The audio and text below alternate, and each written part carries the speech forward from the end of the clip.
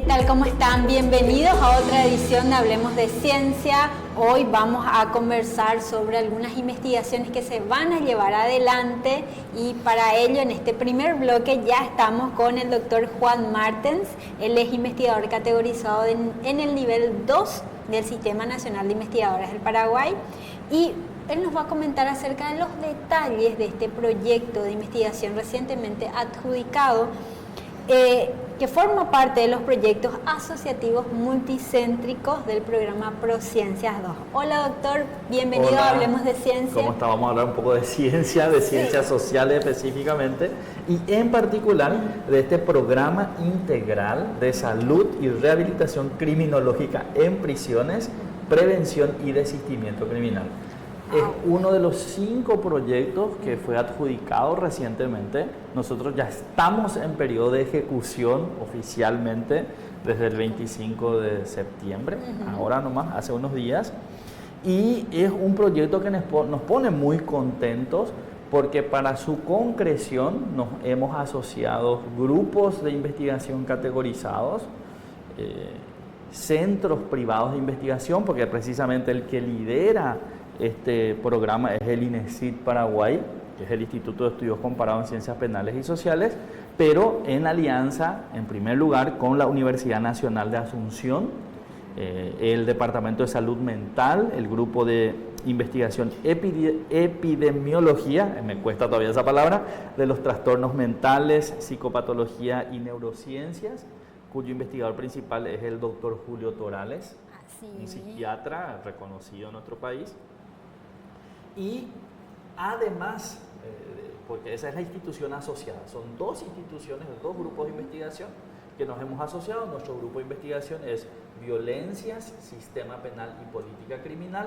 Entonces unimos la cuestión penal con la cuestión de salud mental y nuestro foco es la cárcel.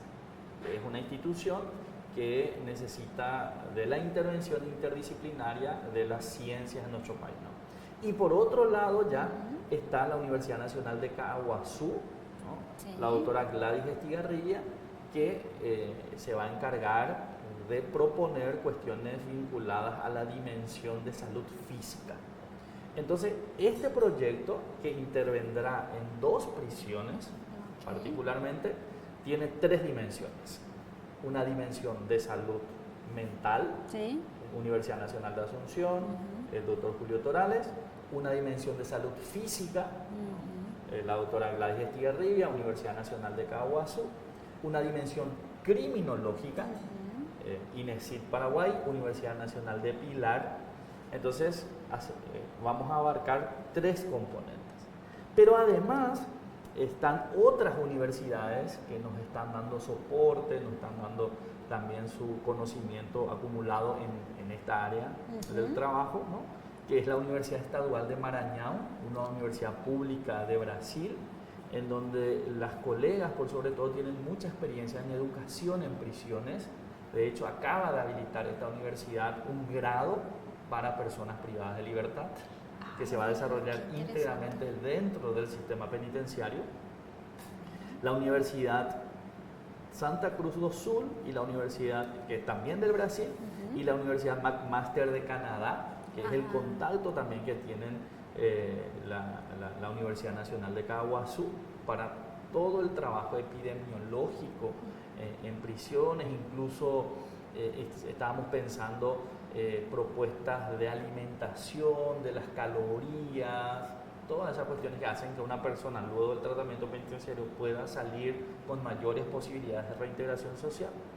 Y por último, también la Universidad Nacional de Misiones en Argentina, en Posadas específicamente, que son colegas antropólogas e historiadoras con quienes queremos trabajar también la dimensión histórica de la Penitenciaría Nacional de Tacumbú, es decir, queremos documentar todo el proceso de paso de una cárcel pública en la época de la colonia en un primer momento, luego en la época de Francia López, hasta que se convierte en la Penitenciaría Nacional de Tacumbú también, ¿verdad? Y por otro lado, sigo hablando. Sí, por favor, es que realmente es un proyecto bastante amplio, pero muy interesante. Y después sí voy a querer, doctor, que me explique un poco y también a nuestra audiencia cuál es la importancia de desarrollar estos proyectos, tienen que ver con rehabilitación criminológica también, en estas dos cárceles tan importantes de nuestro país. ¿Y cuál es la importancia para la sociedad que está fuera? A ver, eso es, podemos seguir hablando 2 horas de eso, pero vamos a ser sintéticos, sí. Pero también, culminando en esta primera parte, tenemos la colaboración, porque también formaba parte de la guía de presentación de proyectos de 3 instituciones públicas en este caso, ¿no? Que es el Ministerio de Justicia, que entra como una beneficiaria directa, porque vamos a hacer no solamente transferencia de conocimiento, nuevas capacidades de trabajo, sino incluso materialmente. Se van a comprar equipos, computadoras, softwares, sistemas que van a facilitar el trabajo, ¿no? El Ministerio de Justicia. El Mecanismo Nacional de Prevención de la Tortura, que es otro órgano del Estado paraguayo, y también la Corte Suprema de Justicia, que nada más y nada menos que es uno de los poderes del Estado, que es el responsable de administrar justicia. Entonces, con este llamado del CONACYT logramos reunirnos personas de distintas áreas, porque desde la criminología, la salud mental y la salud física, para proponer un sistema de trabajo, investigación con incidencia y nuevas prácticas institucionales que van a contribuir directamente en el fortalecimiento del abordaje de la cuestión penitenciaria. Y vos me preguntabas qué beneficios pueden tener tangibles. Exactamente. Y un beneficio tangible van a ser los instrumentos, las máquinas, los procesos que van a tener en las instituciones, pero por otro lado lo que pretendemos es que se disminuya la reincidencia. O sea, nosotros tenemos un nivel de reincidencia. Cuando hablamos de reincidencia es gente que entra al sistema penitenciario y sale y vuelve a cometer delitos, pone en riesgo a la sociedad, mata gente. O sea, estamos hablando de delitos violentos, estamos hablando de delitos que ponen en riesgo la integridad física. Lo más tangible es de que nosotros estamos interviniendo en personas concretas, en 20.000 personas que hoy están privadas de libertad y que al recibir el acompañamiento institucional, al facilitársele un trato más digno dentro del sistema penitenciario, tienen mayores posibilidades de reingreso a la sociedad y permanecer en la economía lícita, permanecer sin poner en riesgo a nadie. En estos días escuchábamos gente que salió del sistema penitenciario, que mató, que entró por un delito menor, pero y ya sale como que más violento, porque no hay un sistema de acompañamiento al interior del sistema penitenciario. Y lo que se busca con este proyecto es instalar mecanismos institucionales en el Ministerio de Justicia, ¿no? En coordinación con la Corte Suprema, en coordinación con el Mecanismo Nacional de Prevención de la Tortura, para que las personas que salgan evaluadas mentalmente, salgan con un régimen alimenticio y sanitario que le permita trabajar y por tanto se haga también una evaluación criminológica del riesgo que representa o no para la sociedad. Entonces, eso es lo que va a permitir, va a instalar capacidad institucional. Esto no es solamente investigación. Más que nada es acción, es incidencia, es fortalecimiento institucional. Y yo creo que la gente, incluso este proyecto, así como los 5 proyectos que se adjudicaron, ya es el conocimiento acumulado en los últimos 10 o 15 años de los grupos de investigación que postularon. En estos proyectos concretos, lo que se están haciendo es ya una aplicación, una transferencia a las instituciones. En este caso es al Ministerio de Justicia y particularmente a la Dirección General de Institutos Penales, que es la encargada de que estas 20.000 personas que hoy están en el sistema penitenciario salgan y no representen un peligro para la sociedad. Ese es el beneficio concreto. Perfecto, porque sí, siempre hay una duda de la sociedad en general de cómo proyectos dentro de las prisiones pueden beneficiarles o puede beneficiarnos a todos, pero realmente es muy relevante esto, ver que jóvenes, porque cada vez son más jóvenes los que están en las prisiones, puedan reinsertarse, sean realmente útiles para su familia, para ellos mismos. Entonces, que este tipo de proyectos de investigación que incidan realmente y sobre todo que trabajen de una manera coordinada con estas instituciones del sector público, que el Ministerio de Justicia tenga las herramientas necesarias para poder trabajar en todas las cárceles del país. Hoy, en este periodo del gobierno paraguayo, estamos viendo que hay un interés en modernizar el sistema penitenciario.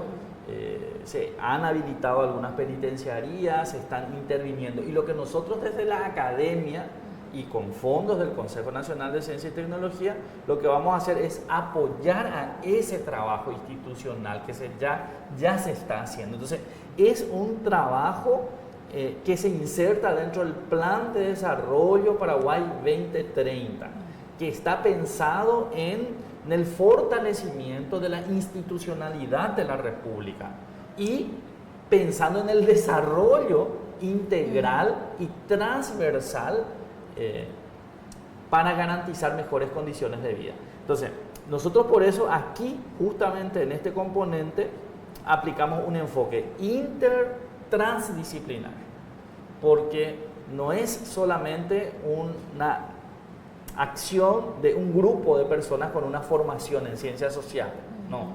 Hay personas con formación en ciencias médicas, hay personas con formación en salud mental, porque la intervención en prisiones necesita que varios saberes se integren para que los resultados de esta intervención puedan ser satisfactorios. ¿Y cuál es el fin último de todo esto? Es el bienestar de la población paraguaya. Eso es lo que se busca. Son pequeñas piezas que se hacen desde distintos proyectos para que el ciudadano o la ciudadana salga a caminar tranquilo por la noche en su barrio, para que se pueda ir a la plaza con su hijo o su hija a jugar. Eso es lo que se busca con cada uno de estos proyectos. Excelente, doctor. Realmente esto nos da un panorama un poco bien concreto de qué tipo de trabajos y qué es lo que tanto INESIP, con el Ministerio de Justicia, con los investigadores de estas universidades, tanto de Paraguay como de Brasil, inclusive de Canadá, van a estar realizando durante este tiempo.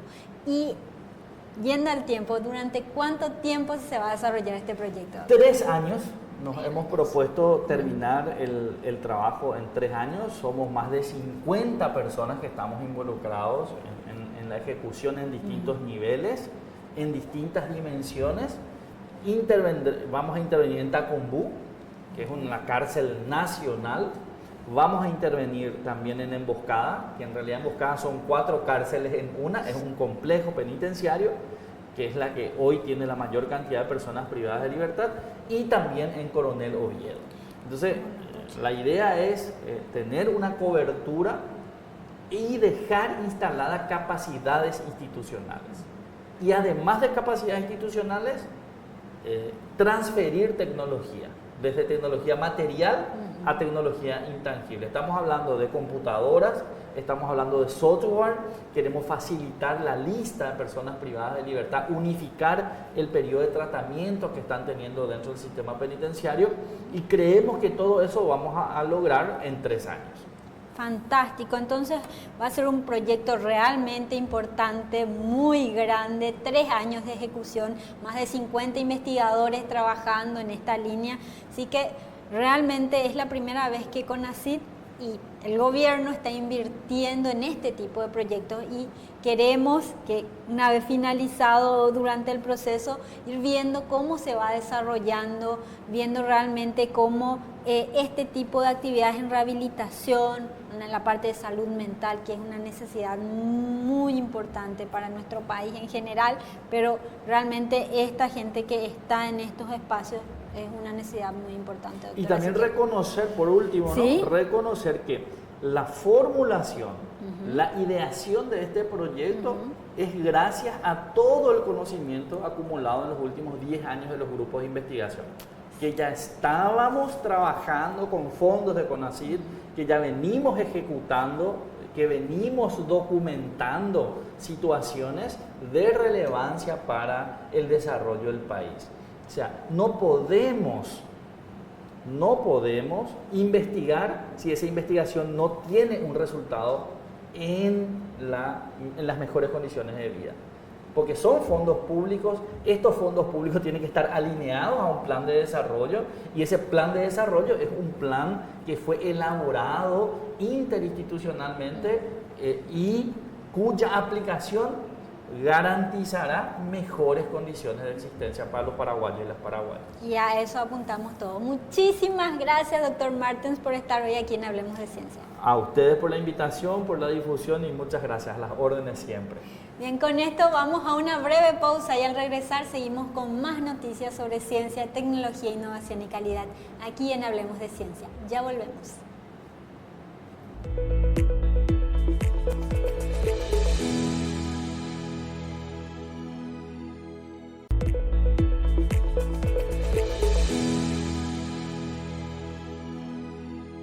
Estamos de regreso con el segundo bloque de Hablemos de Ciencia. Ya estamos con el doctor Julio Torales. Él es investigador categorizado en el nivel 2 del Sistema Nacional de Investigadores del Paraguay. En esta ocasión, el doctor Torales viene a compartir un poco con nosotros esta reciente designación que ha tenido como vicepresidente de la Federación Latinoamericana de Asociaciones de Psiquiatría de la Infancia, Adolescencia, Familia y Profesionales Afines para este periodo 2025-2027, digo bien. Bienvenido, doctor, gracias por estar hoy en Hablemos de Ciencia. Gracias a ustedes por invitarme a compartir celebrando los 5 años de Hablemos de Ciencia, me parece. Sí, así mismo estamos también de aniversario. Gracias, doctor, por eso y por colaborar siempre con la difusión y divulgación de la ciencia en Paraguay. Doctor, ¿cómo se da un poco este proceso de elección en el que usted fue, por supuesto, elegido como vicepresidente de esta federación? Bueno, es una gran responsabilidad porque en la asamblea ordinaria de la federación se me designa vicepresidente, que a su vez es el presidente electo de la federación. Por lo tanto, yo voy a estar hasta el 2027 como vicepresidente, y el del 2027 ya asumo directamente la presidencia de FLAPIA. Y es una gran responsabilidad porque los delegados de las asociaciones de psiquiatría de la infancia de América Latina confiaron en mi persona, en el trabajo que estamos realizando en el Departamento de Psiquiatría Pediátrica de la Facultad de Ciencias Médicas de la Universidad Nacional de Asunción, con asiento en el Hospital de Clínicas, para llevar adelante, acompañar primero a la presidenta Virginia Ortiz, que es de Guatemala, y luego sucederla a ella en el 2027. Y sobre todo fue muy emocionante porque los que votaban eran personas que fueron mis maestros, que me siguen enseñando. Yo me formé como psiquiatra pediátrico acá en Paraguay, pero también con el profesor Roberto Palia en Argentina, la profesora Zuleika Morillo de República Dominicana, la profesora Laura Viola de Uruguay. Entonces, ver a mis propios profesores que fueron presidentes de FLAPIA en algún momento votando por mí o sosteniendo mi candidatura fue algo muy maravilloso. O sea, es un doble compromiso ahora. Me imagino realmente, es un representante de Paraguay, un investigador, está presente en esta comisión directiva, bueno, vicepresidente y posteriormente también presidente de esta organización, de esta federación. Y en ese sentido, doctor, hablando un poco de salud mental de niños y adolescentes, ¿cómo está esta situación aquí en Paraguay? En Paraguay, lastimosamente, seguimos las tendencias a nivel mundial. ¿En qué sentido? Tal vez me estoy quedando corto ahora con las cifras, pero incluso pre-pandemia estábamos hablando de que 1 de cada 5 niños y adolescentes en todo el mundo, incluido Paraguay, tiene un trastorno mental lo suficientemente grave como para requerir atención. No estoy ni siquiera contando aquellos trastornos mentales que podrían ser manejados de otra manera, que requiere atención profesional. Lastimosamente, el 75% de esos niños que requiere atención no la recibe, ya sea por la escasez de profesionales formados en psiquiatría pediátrica, la escasez de pediatras formados en salud mental infanto-juvenil, y también porque todavía existe un estigma asociado a la enfermedad mental. Si en población adulta vemos que hay estigma, la gente no quiere consultar, en población pediátrica también, principalmente por los padres, las madres. Y el primer mensaje aquí, lo primero que escuchamos siempre es, pero un niño puede deprimirse, un niño puede tener ansiedad. La mayoría de los trastornos mentales se inician en la infancia o en la adolescencia. La mayoría. Hay algunos, como tal vez las demencias, se inician recién en la edad adulta, ¿verdad? Pero la mayoría de los trastornos mentales tienen su pico en la niñez o en la adolescencia. ¿Y cuáles son los más frecuentes que ustedes están viendo en consultorio por las experiencias aquí en Paraguay? Bueno, si hablamos específicamente de los más frecuentes, acabamos de publicar algunos artículos sobre eso con nuestro grupo de investigación. Tenemos a la depresión, la ansiedad, los trastornos ya de la personalidad. También tenemos a los trastornos del neurodesarrollo, donde tenemos el trastorno de déficit de atención e hiperactividad y los trastornos del espectro del autismo. Antes se creía que en Paraguay teníamos mayor cantidad de trastornos externalizantes, es decir, que se ven desde afuera, como por ejemplo trastorno por déficit de atención o trastorno del espectro del autismo. Pero realmente los más frecuentes en nuestra casuística son los trastornos internalizantes, depresión y ansiedad, y también ya los trastornos de la personalidad. Luego tenemos abuso de sustancias que ya comienza en la adolescencia. Se empieza con drogas lícitas como por ejemplo el tabaco, el alcohol, que son puerta de ingreso para la marihuana y para otras drogas después. Y también tenemos la crisis del suicidio. Todos los trastornos mentales, tanto en población adulta como en población infanto-juvenil, pueden complicarse con el suicidio. No necesariamente depresión equivale a suicidio, aunque la relación es muy frecuente. Y en Paraguay, nuestra última investigación que publicamos muy bien en una revista de altísimo prestigio, que es la International Journal of Social Psychiatry, una Q1 muy interesante, publicamos que en los últimos 18 años en Paraguay murieron 940 niños y adolescentes por suicidio en el país, casi 1000. Y la mayoría fueron hombres, la media de edad alrededor de los 15 años, y el método más utilizado fue el ahorcamiento o la utilización de armas de fuego. Entonces estamos en una crisis de salud mental. ¿Y cómo abordar dentro de la familia, doctor? ¿Y cómo identificar algunos signos o síntomas que se vayan dando también? Bueno, nosotros cuando hablamos, nosotros tenemos que mejorar la relación que tenemos como academia universitaria con la educación escolar básica y secundaria, para que tanto familias como docentes ya puedan identificar rápidamente, no hacer el diagnóstico, sino identificar algunos signos, síntomas, algunas señales que nos permitan, valga la redundancia, darnos cuenta quién es el niño que necesita atención. Los trastornos son múltiples, pero eso lo haremos en consultorio. Lo que las familias tendrían que ver es signos, síntomas que pueden indicar que algo está pasando. Primero, que el niño ha cambiado su forma de ser previa. Y eso el papá, la mamá y los hermanos se van a dar cuenta. Segundo, que empieza a haber un declive cognitivo, le llamamos. Es decir, un rendimiento académico disminuido. Empieza a fallar en el colegio y previamente no tenía esos problemas. Segundo, aislamiento social. Uno dirá, pues los adolescentes se aíslan luego. Sí se aíslan, pero con sus pares todavía quieren hacer cosas, con gente de su edad. En este caso, niños y adolescentes se aíslan completamente y no quieren compartir ni con sus pares. Pierden el interés por las actividades que antes les gustaban. Por ejemplo, si tengo a José de 9 años, nombre ficticio, que le encantaba ir al fútbol los sábados, ahora José ya no quiere ir al fútbol. Y no pasó nada que justifique. O sí pasó algo, alguien le trató mal, alguien le hizo bullying, pero que empieza a dejar sus actividades que previamente le daban placer o que le daban alegría, ese es un signo importante a tener en cuenta. Con esos elementos uno ya sabe que algo está pasando. Y algo que muchas veces no tomamos en cuenta, síntomas somáticos. Principalmente en niños, en adolescentes no tanto, principalmente en escolares, en niños escolares. Dolor abdominal recurrente, dolor de cabeza recurrente, que ya fuimos al pediatra, el pediatra ya nos dijo no hay nada. Eso es un signo síntoma de una enfermedad mental. La tesis del profesor Martín Moreno, para psiquiatra pediátrico, que también fue mi profesor, justamente fue el síndrome de dolor abdominal recurrente en población de niños y niñas que estaba asociado a la presencia de un trastorno de ansiedad. Entonces, un niño con un dolor abdominal recurrente. Ah, no, pero mi hijo tiene intolerancia al gluten. Ah, eso es otra cosa. Hay una causa médica que justifica el dolor.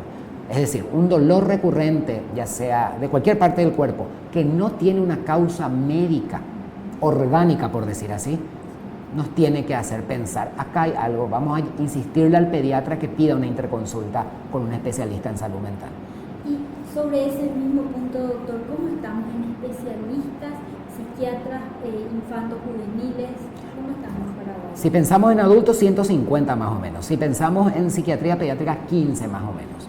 Entonces nos falta todavía mucho, tomando en cuenta que solamente hay una escuela formadora de psiquiatría pediátrica en el país, que es la Universidad Nacional de Asunción, en el Hospital de Clínicas, el Departamento de Psiquiatría Pediátrica. Para ser psiquiatra pediátrico en Paraguay, uno requiere primero ser médico, luego hacer 3 años de psiquiatría de adultos y luego hacer la especialidad de psiquiatría infantil. Entonces son 5 años otra vez después de la carrera para llegar. Entonces tenemos que aumentar la oferta definitivamente, eso por un lado. Pero mientras tanto no podemos esperar a tener 200 psiquiatras pediátricos. Mientras tanto hay que formar a los médicos de familia y a los pediatras en hacer diagnósticos precoces e iniciar tratamiento ya en el consultorio del pediatra, para que cuando nos llegue a nosotros solamente lleguen esos casos que no pudieron ser solucionados en el primer nivel de atención. A eso tenemos que apuntar. Es decir, un pediatra tendría que tener la capacidad de salir del grado, terminar la especialidad de pediatría y él poder hacer rápidamente un diagnóstico de un trastorno por déficit de atención, un trastorno del espectro autista, una depresión, una ansiedad e iniciar tratamiento antes de enviar al especialista. E incluso algunas cosas ya se pueden manejar ahí, se puede manejar exclusivamente en el consultorio del pediatra, porque no vamos a poder esperar tener 200 o 1000 psiquiatras pediátricos en el país para dar una solución a la población que necesita. ¿En formación actualmente cuánto? 2, un residente de primer año, un residente de segundo.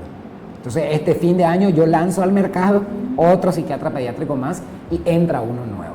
Pero realmente uno al año es muy nos dificulta la atención en el cotidiano.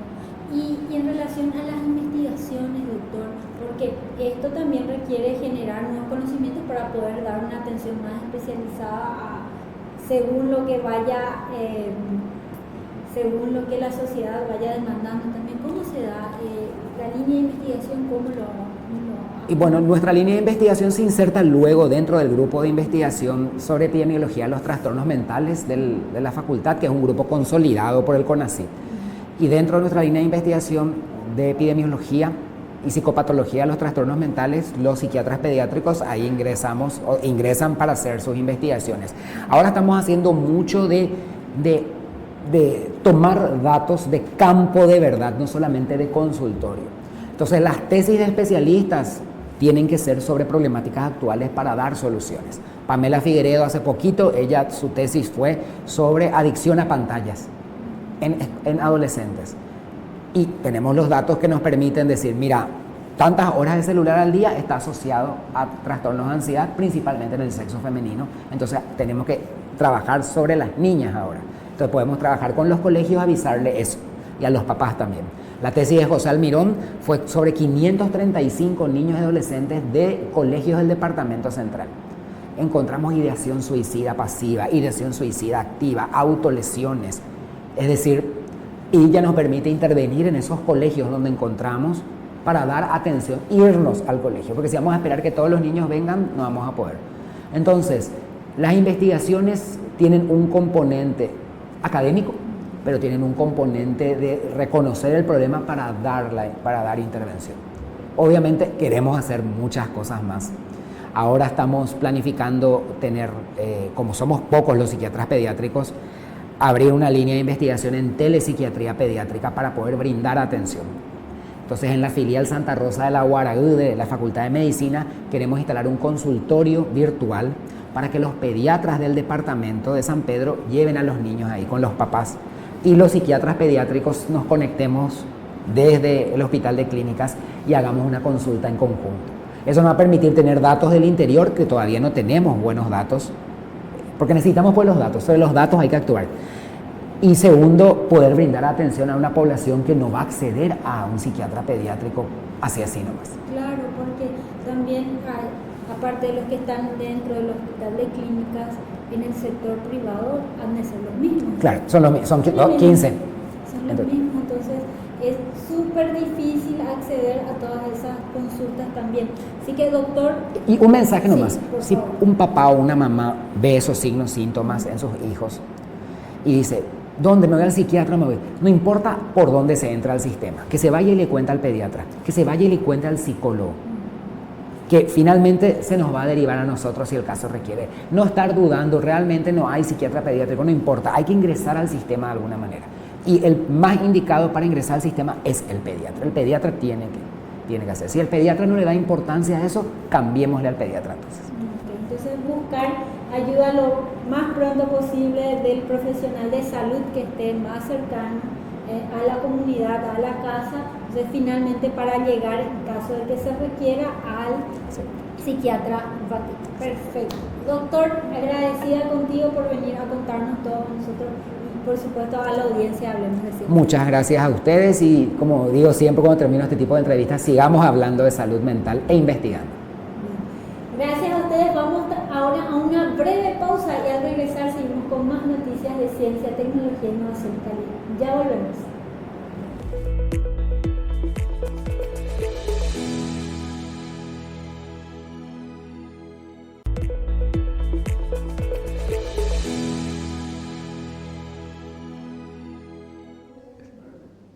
Estamos de vuelta con el tercer bloque de Hablemos de Ciencia y ahora vamos a compartir una experiencia muy interesante sobre una estancia de investigación realizada por el investigador David Guerrero. Él se encuentra trabajando actualmente en la Facultad de Ciencias Exactas y Naturales de la Universidad Nacional de Asunción. Esta instancia se realizó en el Museo Argentino de Ciencias Naturales Bernardino Rivadavia.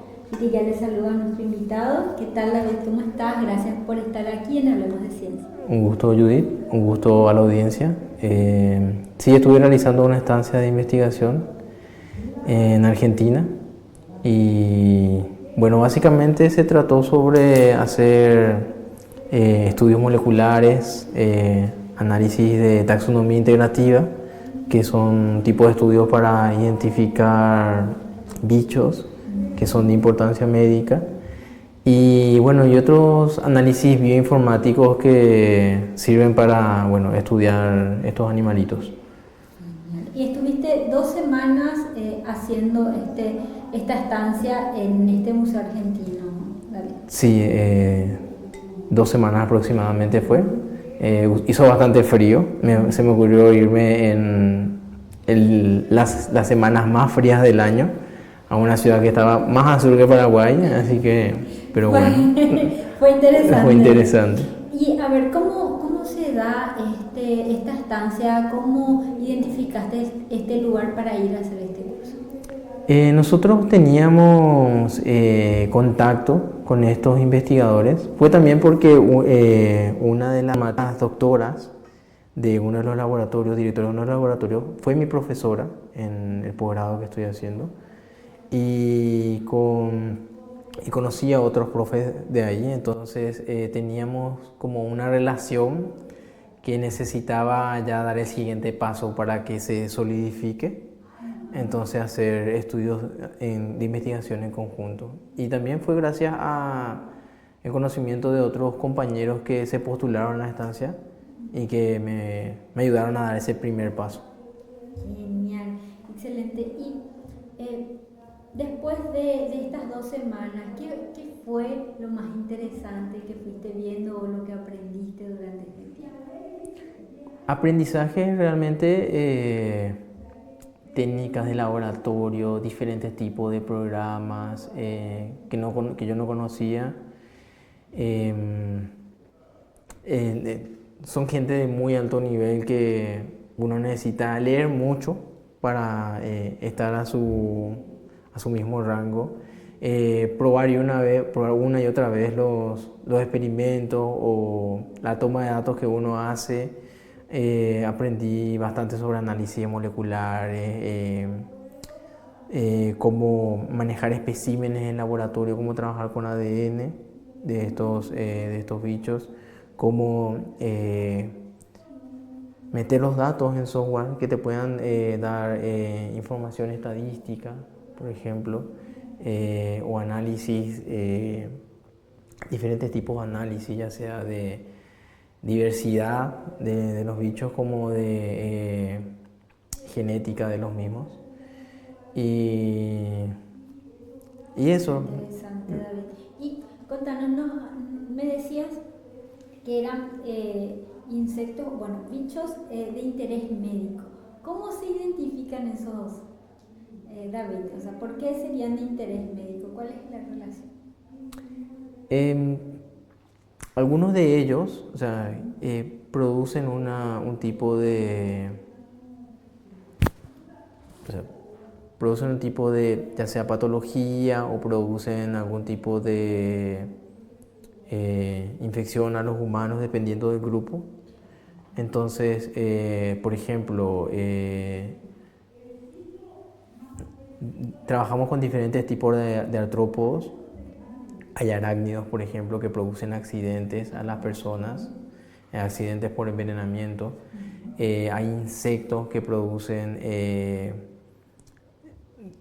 epidemias, por ejemplo, dentro del país. Entonces, son grupos de estudios, son grandes grupos que, si bien hay diferentes instituciones que los estudian, son tantos los grupos de este grupo de artrópodos que se necesita invertir más en profesionales. Y nosotros tenemos el dicho en nuestra profesión, en biología, que se recibe un taxónomo cada 10 años. Un taxónomo es una persona que identifica seres vivos.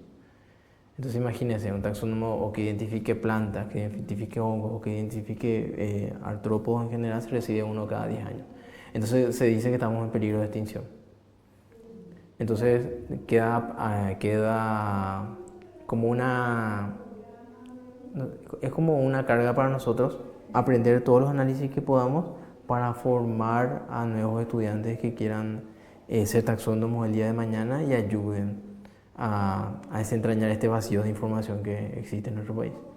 Qué interesante, David. Y en eso me gustaría que también nos puedas comentar cómo fue este interés que tuviste por el ámbito de la investigación, que hace ya un tiempo que estás trabajando en grupos de investigación, inclusive estás liderando ya un grupo de un laboratorio, si no me equivoco. Si nos puedes comentar también un poco de eso, pero ¿cómo inició ese interés tuyo por la investigación? Y yo desde niño veía documentales de ciencia, ver a los investigadores, pero veía investigadores de otros países. O sea, cuando yo era pequeño no habían transmisiones, entrevistas o documentales sobre científicos de Paraguay, solamente el extranjero. Entonces crecí viendo eso, crecí alrededor de libros, enciclopedias, y siempre me gustó trabajar con todo lo que es ciencia, investigación científica y con bichos. Y para elegir esta carrera de biología, alguien fue el detonante para llegar a esa carrera? Sí, mi mamá, que me apoyó desde siempre. Me dijo, haz lo que te gusta y vas a conseguir siempre trabajo en lo que te gusta. Y yo le creí, ¿verdad? Y bueno, me funcionó. No sé si le funcionó a otras personas, ¿verdad? Pero a mí me funcionó, y también es una larga trayectoria profesional y de investigación, que realmente uno tiene que invertirle esfuerzo, y bueno, en algún momento ese esfuerzo da frutos. Exactamente, ese esfuerzo da frutos, David. Es realmente muy interesante ver que con este tipo de herramientas tan pequeñas es un apoyo realmente mínimo, pero esa experiencia que tuviste con estas 2 semanas en el Museo Argentino de Ciencias Naturales y todo el aprendizaje que traes aquí a Paraguay, a la FACEN, ahora mismo realmente es bastante importante para seguir con tu formación como investigador. Sí, es bastante importante. Es muy importante. Ahora yo estoy trabajando en 2 grupos de investigación, uno en la FACEN y otro en el Ministerio de Salud. Y sí, la idea es seguir formando personas, formando profesionales, pasar siempre el conocimiento, que el conocimiento no se debe quedar estancado, tiene que ser universal para todas las personas. Entonces hay que seguir formando gente, que es lo importante realmente. Y en estas líneas de investigación que vos seguís en FACET, David, ¿cuál te parece más atractiva o cuál es la que, si yo creo que por esta me voy a ir en algún momento de mi carrera como investigador? Definitivamente la que es de sistemática, que es en donde yo puedo desenvolver como taxónomo, en donde puedo hacer diferentes tipos de, o sea, investigar realmente la identidad de estos arácnidos, insectos, que por un lado pueden ser o no ser un problema para las personas, para la sociedad del ser humano, y por otro lado que pueden estar o sea, pueden tener algún tipo de tener algún tipo de problema ambiental, o sea, pueden estar al borde de la extinción. Porque nosotros vivimos en un mundo muy cambiante, que está influenciado por muchos tipos de fenómenos, no solamente el ser humano, otros tipos de fenómenos. Y algunas veces los bichos asustan a las personas, pero el bicho te tiene miedo a vos también. Y hay algunos que son unos males necesarios dentro de los ecosistemas urbanos, por ejemplo, o de los ecosistemas agropecuarios, y tienen su rol también en los ecosistemas naturales, y se tiene que convivir con ellos, porque estamos en un mundo lleno de cambios, en donde varios de los ecosistemas ya están cambiando muy rápido, el clima está cambiando, todo es muy rápido, todo es un poco predecible. Entonces, bueno, hay que cuidarnos entre todos y entre todas mientras los ecosistemas sean habitables. Totalmente. Y ese realmente es un tema muy interesante. Necesitamos seguir cuidando nuestro ambiente, porque cuidando nuestro ambiente nos cuidamos a nosotros mismos. Y cuidamos nuestra salud. Totalmente.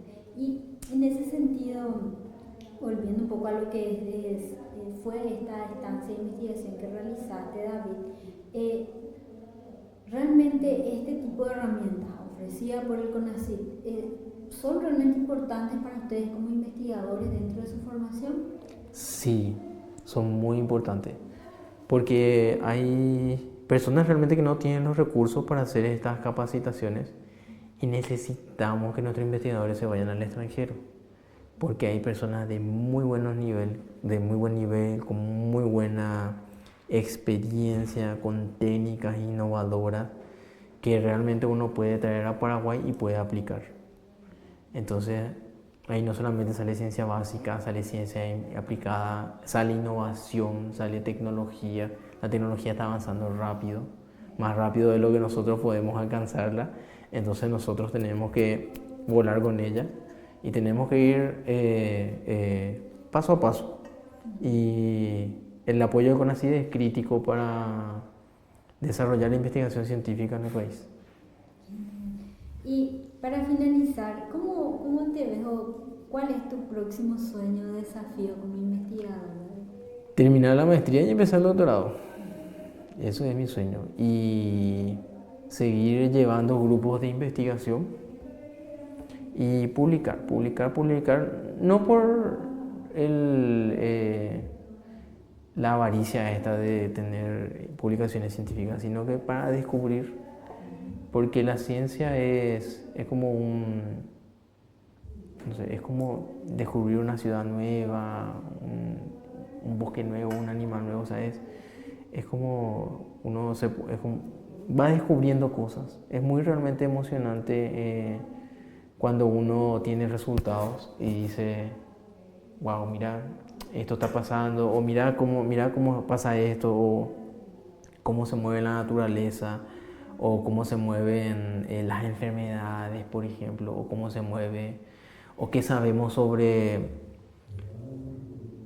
por ejemplo, conocer que apareció un bicho que estaba desaparecido hace 80 años, por fin una persona lo volvió a ver otra vez. Entonces no sabemos si se extinguió, si desapareció o no, o si sobrevivió, y entonces es emocionante.